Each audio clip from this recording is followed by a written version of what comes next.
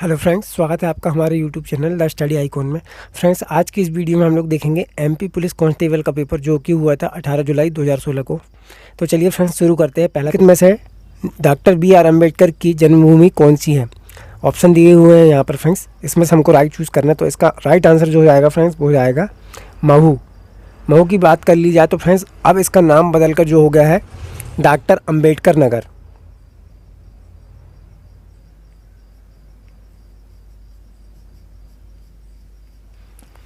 चलिए फ्रेंड्स देख लेते हैं डॉक्टर अंबेडकर से रिलेटेड कुछ इंपॉर्टेंट पॉइंट। तो फ्रेंड्स आप इनको कहीं नोट डाउन करते जाइएगा। फ्रेंड्स हमारे साथ वीडियो में बने रहें लास्ट तक। मैं आपको बताऊंगा एकदम डिटेल सॉल्यूशन सारे क्वेश्चन का जो कि प्रीवियस ईयर के पेपर में आए हैं और जो कि आने वाले एग्ज़ाम में भी आपको बहुत इंपॉर्टेंट होंगे आपके एग्ज़ाम के लिए। तो चलिए फ्रेंड्स देख लेते हैं डॉक्टर बी.आर. अम्बेडकर से रिलेटेड कुछ इंपॉर्टेंट पॉइंट। तो सबसे पहले इनका पूरा नाम देख लेते हैं फ्रेंड्स। इनका पूरा नाम जो है भीमराव रामजी अंबेडकर जो है इनका पूरा नाम है। अंबेडकर जो है इनका पूरा नाम है। इनका जन्म हुआ था महू में, जो कि अब अंबेडकर नगर के नाम से जाना जाता है। इनका जन्म जो हुआ था वो हुआ था 14 अप्रैल 1891 में इनका जन्म हुआ था, जिसको कि हम क्या कहते हैं अंबेडकर जयंती के नाम से जानते हैं, जो है इनकी जयंती के नाम पर जानते हैं। अब बात कर लेते हैं फ्रेंड्स इनकी मृत्यु कब हुई थी। तो फ्रेंड्स इनकी जो मृत्यु हुई थी वो हुई थी 6 दिसंबर 1956 को, जिसको कि हम परिनिर्वाण दिवस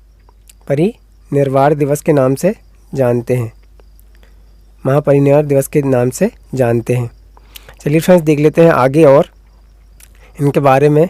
तो फ्रेंड्स ये स्वतंत्र भारत के प्रथम विधि मंत्री थे। स्वतंत्र भारत के प्रथम विधि एवं न्यास मंत्री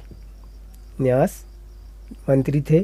फ्रेंड्स इनका कार्यकाल भी बता देते हैं। इनका कार्यकाल था 1947 से 1951 तक जो है इनका कार्यकाल था।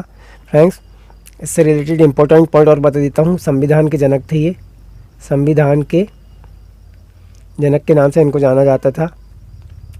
फ्रेंड्स ये जो थे मसौदा समिति के, संविधान की जो मसौदा समिति थी उसके अध्यक्ष थे, समिति के अध्यक्ष थे।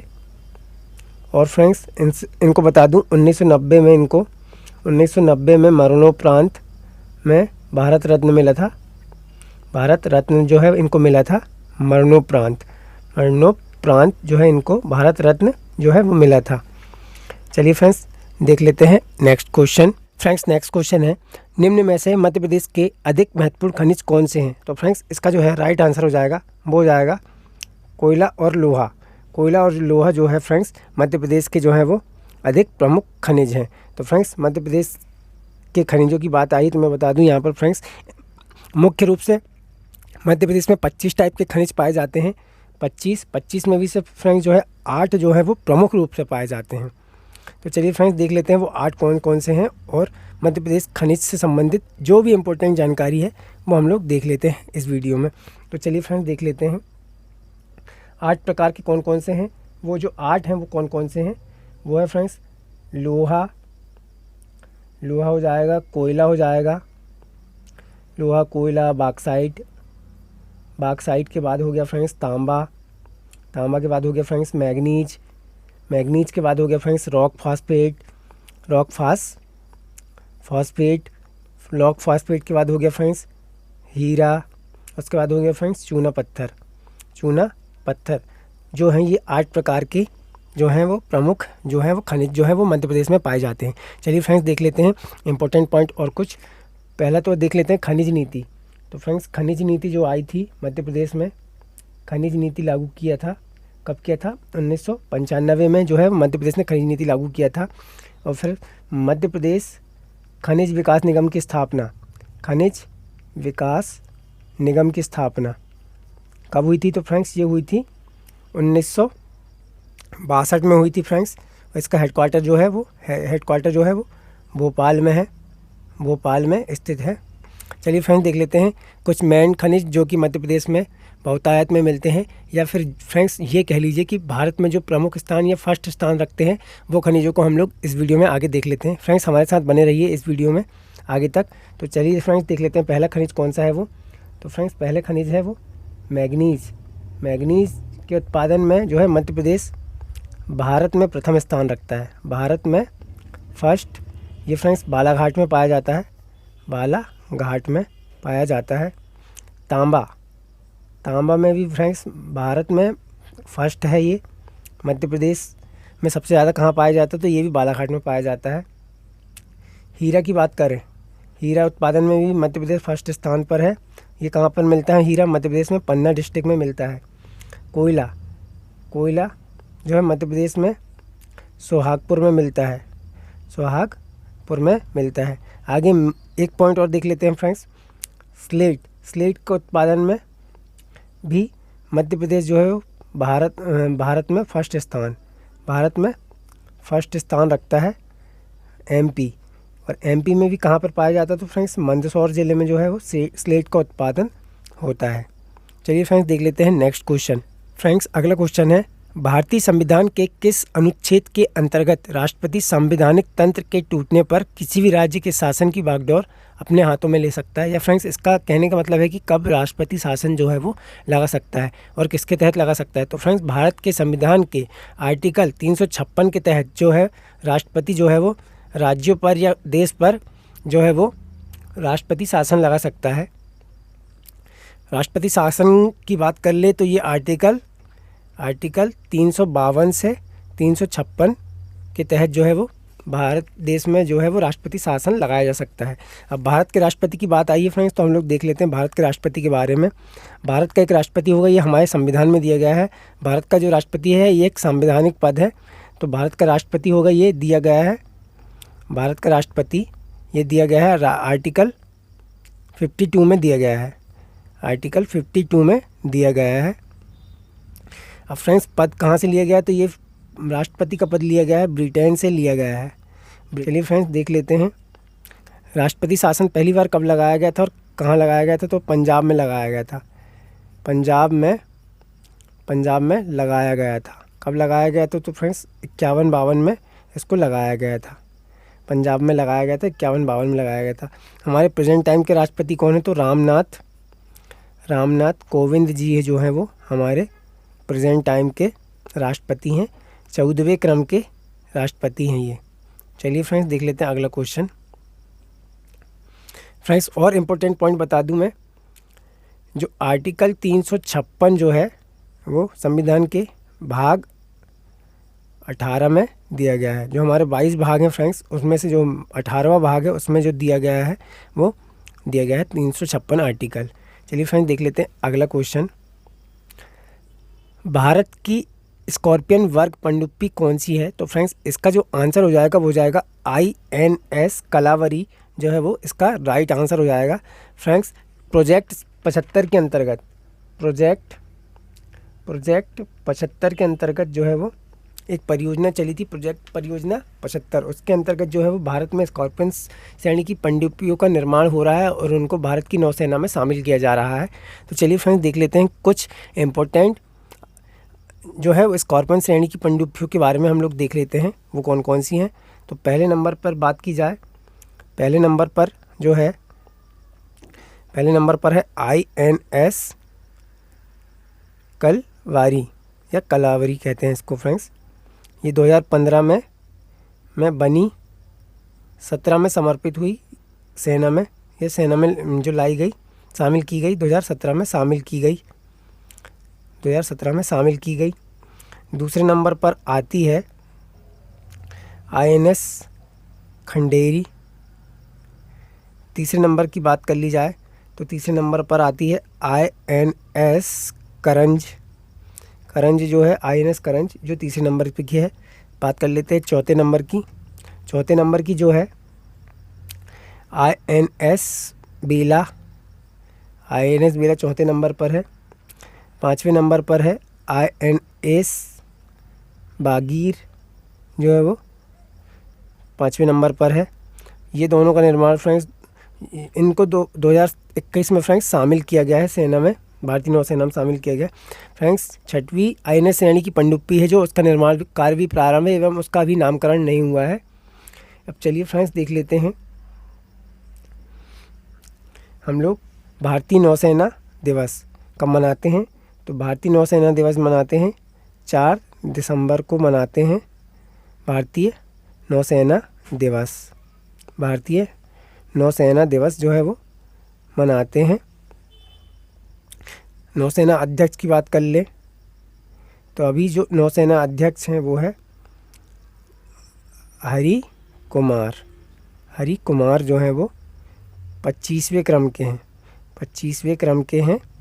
इनका नाम हो जाएगा आर हरि कुमार। आर हरि कुमार जो हैं वो 25वें क्रम के नौसेना अध्यक्ष हैं। चलिए फ्रेंड्स देख लेते हैं अगला क्वेश्चन है फ्रेंड्स, प्रधानमंत्री के वैज्ञानिक सलाहकार परिषद के अध्यक्ष कौन हैं। तो फ्रेंड्स इसका जो आंसर हो जाएगा, क्योंकि ये फ्रेंड्स 2016 का क्वेश्चन पेपर है, आपको मैं बता दूं, अच्छे से बता दूं, 2016 का है। तो उस समय जो थे वो CNR राव जो थे वो प्रधानमंत्री के वैज्ञानिक सलाहकार थे। प्रेजेंट टाइम की बात कर ली जाए 2021, अब फ्रेंड्स 22 चालू हो गया है, तो जो है के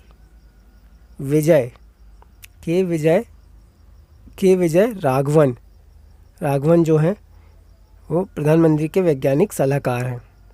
चलिए फ्रेंड्स देख लेते हैं अगला क्वेश्चन, निम्न में कौन सा सुनामी का कारण है। तो फ्रेंड्स इसका जो आंसर हो जाएगा फ्रेंड्स वो हो जाएगा समुद्र के नीचे भूकंप जो है वो सुनामी का कारण। फ्रेंड्स अगला क्वेश्चन है, 2014 में तेलंगाना भारत का 29वां राज्य बना, इस राज्य के पुनर्गठन द्वारा बना था। किस राज्य के बना था। तो फ्रेंड्स ये बना था आंध्र प्रदेश के से अलग होकर बना था तेलंगाना राज्य। तेलंगाना का गठन कब हुआ था। तो 2 जून 2014 को इसका गठन हुआ था।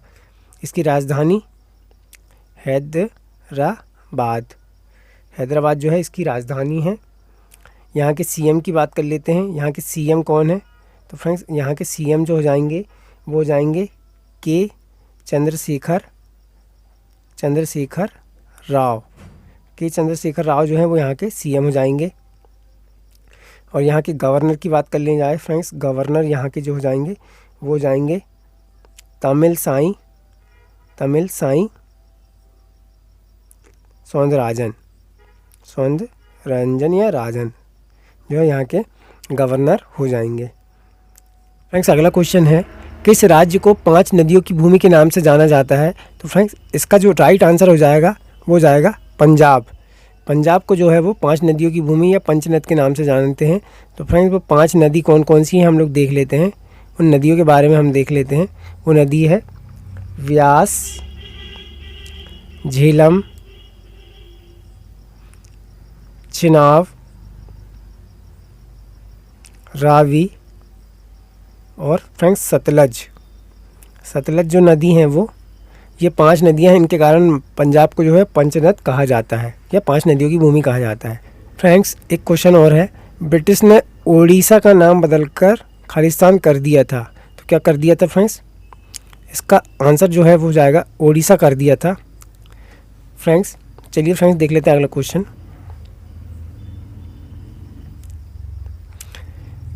अशोक सांडिल निम्न किस खेल से संबंधित हैं। तो फ्रेंड्स इसका जो आंसर हो जाएगा वो हो जाएगा बिलियर्ड्स खेल से जो है वो अशोक सांडिल्य जो है वो संबंधित है। चलिए फ्रेंड्स देख लेते हैं अगला क्वेश्चन, भारतीय संविधान के अभिभावक कौन है। तो फ्रेंड्स इसका जो राइट आंसर हो जाएगा वो हो जाएगा भारत का उच्च न्यायालय जो है वो भारतीय संविधान का अभिभावक है। तो चलिए फ्रेंड्स हम लोग भारत के उच्च न्यायालय से संबंधित तथ्य देख लेते हैं। इम्पोर्टेंट पॉइंट जो है हम लोग देख लेते हैं भारत के उच्च न्यायालय से संबंधित। इसको फ्रेंड्स आप कहीं नोट डाउन करते जाइएगा। फ्रेंड्स भारत का उच्चतम न्यायालय जो है वो आर्टिकल 124 के तहत जो है इसका गठन हुआ है। इसका गठन जो हुआ 124 आर्टिकल के तहत हुआ है। और फ्रेंड्स बात कर ले उच्चतम न्यायालय से संबंधित आर्टिकल जो है वो दिए गए हैं कहाँ से, संविधान में कहाँ से कहाँ तक दिए गए हैं। आर्टिकल 124 से दिया गया है आर्टिकल 147 तक जो है वो दिए गए हैं, आर्टिकल 147 तक दिए गए हैं। उच्चतम न्यायालय से संबंधित आर्टिकल जो दिए गए हैं 124 से 147 के तहत दिए गए हैं।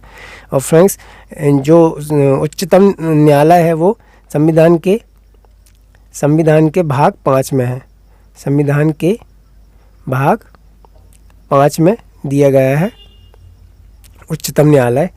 और फ्रेंड्स इसके वर्तमान समय के देख लेते हैं न्यायाधीश कौन है। तो फ्रेंड्स इसके वर्तमान समय के मुख्य न्यायाधीश जो हैं वो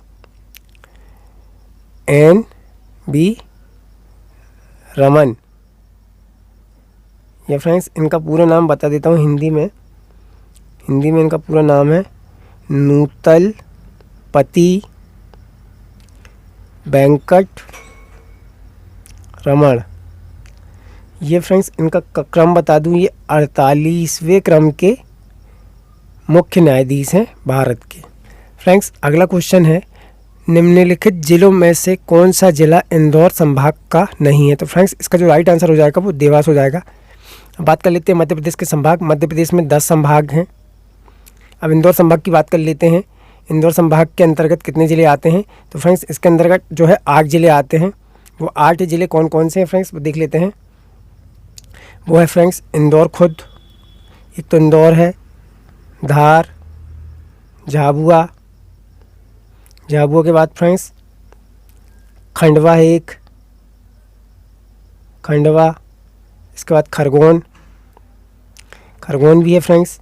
खरगोन के बाद बात कर ली जाए तो बड़वानी, बुरहानपुर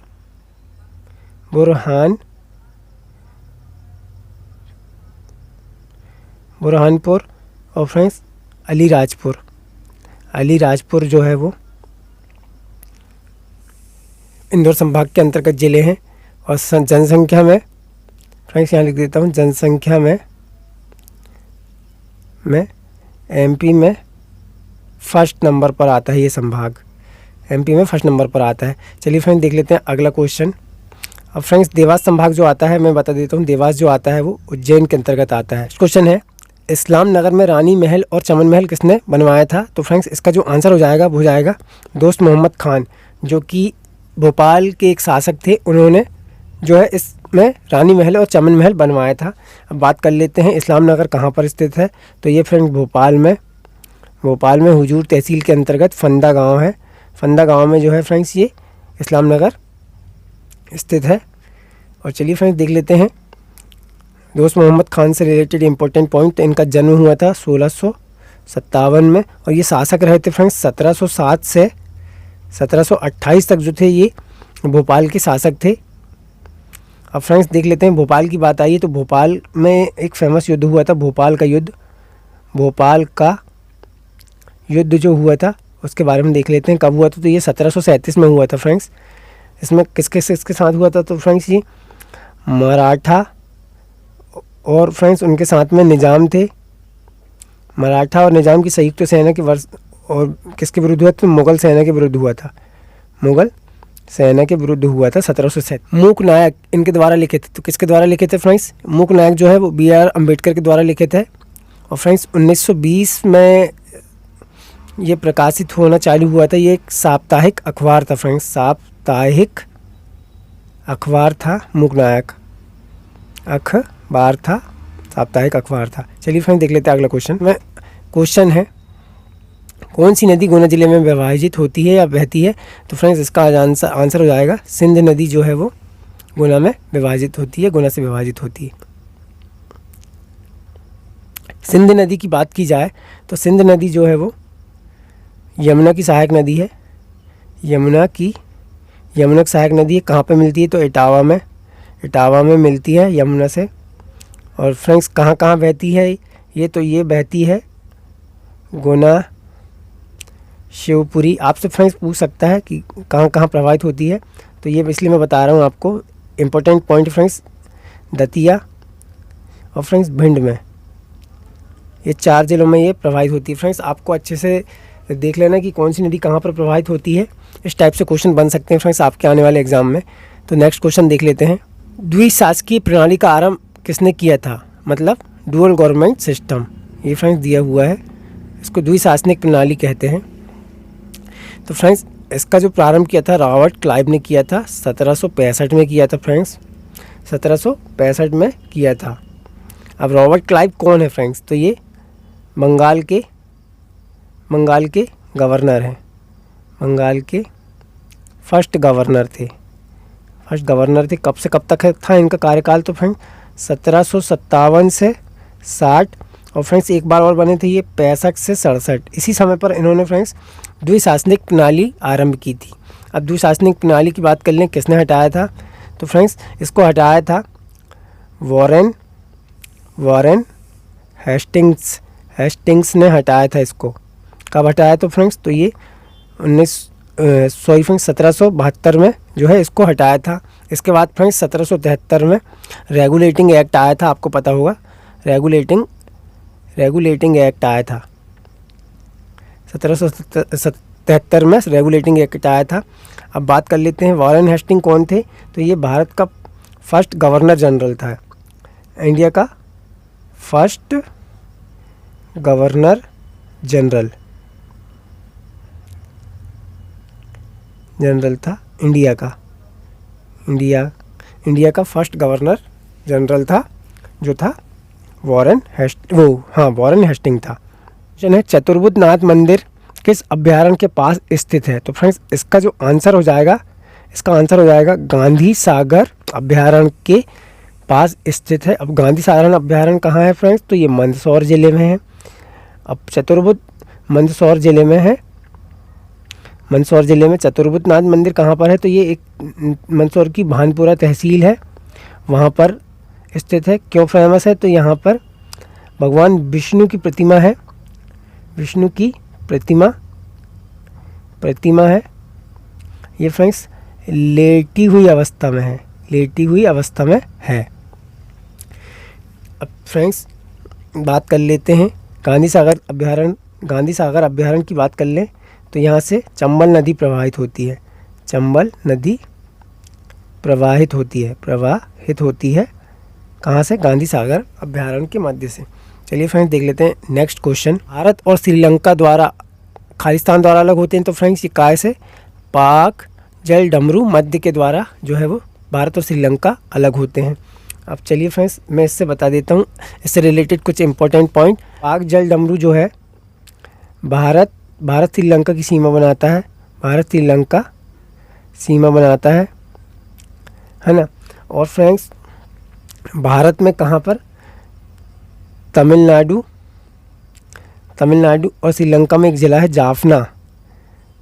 ये एक दूसरे को इसी जल डमरू के मध्य से जोड़ते हैं, ठीक है फ्रेंड्स। और यहीं पर राम सेतु जिसको कि हम एडम्स ब्रिज के नाम से जानते हैं, एडम ब्रिज के नाम से जान जाते हैं, यहीं पर इसी जल डमरू के इसी जल डमरू में स्थित है। आपको वीडियो कैसा लग रहा है कमेंट सेक्शन में ज़रूर बताएं, हमारे चैनल को सब्सक्राइब करें और फ्रेंड्स वीडियो को पूरा ज़रूर देखें। तो चलिए फ्रेंड्स देख लेते हैं नेक्स्ट क्वेश्चन है, जवाहरलाल नेहरू भारत के प्रथम खालिस्तान थे, तो प्रथम ये थे प्रधानमंत्री थे। इनका कार्यकाल देख लिया जाए तो 15 अगस्त 1947 से फ्रेंड्स ये 27 मई 1964 तक रहे थे फ्रेंड्स भारत के प्रधानमंत्री। फ्रेंड्स इन्होंने भारतीय राष्ट्रीय कांग्रेस की अध्यक्षता भी की थी। कब की थी? तो 1936 और 1937 में इन्होंने अध्यक्षता की थी। फ्रेंड्स इनको भारत रत्न मिला है इनको। कब मिला है? तो ये मिला है फ्रेंड्स 15 जुलाई 1955 को जो है इनको भारत रत्न मिला है। चलिए फ्रेंड्स देख लेते हैं अगला क्वेश्चन। खालिस्तान उभयलिंगी पशु का उदाहरण है, तो फ्रेंड्स इसका जो आंसर हो जाएगा वो जाएगा केचुआ जो है वो उभयलिंगी पशु का उदाहरण है। तो चलिए फ्रेंड्स केचुआ की बात कर लेते हैं, तो ये उभयलिंगी होता है, पता है। इसका जो संघ देख लेते हैं, संघ जो है इसका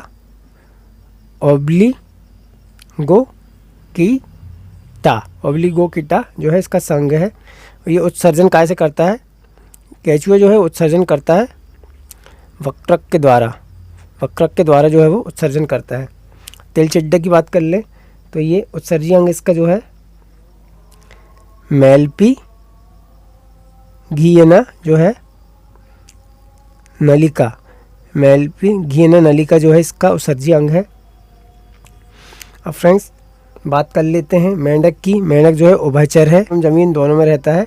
ये फ्रेंड्स इसका वर्ग देख लिया जाए, मेंढक का वर्ग देख लेते हैं, मेंढक वर्ग। तो ये फ्रेंड्स इसका वर्ग जो है एम्फीबिया इसका जो वर्ग है, और इसका मेंढक का संघ देख लिया जाए तो ये फ्रेंड्स कॉर्डेटा संघ का है। कॉर्डेटा संघ का जो है मेंढक प्राणी है।